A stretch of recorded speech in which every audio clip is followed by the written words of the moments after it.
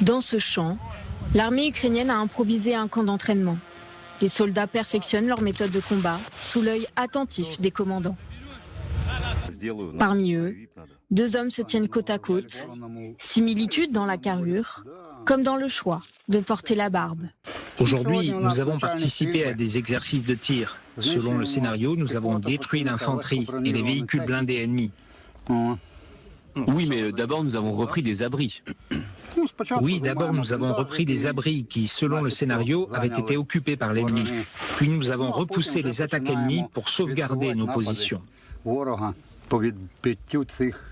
Volodymyr, 56 ans, et Denis, 26 ans, sont père et fils.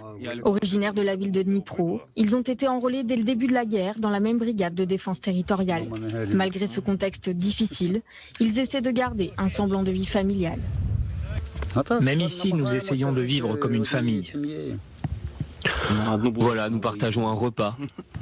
Oui, nous mangeons parfois dans le même bol et buvons dans la même tasse, mais c'est difficile de discuter dans de telles circonstances. En Ukraine, tous les hommes âgés de 18 à 60 ans ont interdiction de quitter le territoire et doivent participer à l'effort de guerre. Il n'est donc pas rare de voir plusieurs membres d'une famille combattre dans le même bataillon. Devenir le frère d'armes de son fils n'est pas facile pour le père de famille. Il a conscience que la mort plane plus que jamais au-dessus de leur tête. Je m'inquiète pour lui, il s'inquiète pour moi quand nous ne sommes pas ensemble. Quand on combat ensemble, on se couvre. Nous essayons de nous soutenir mutuellement, mais parfois nous nous crions dessus.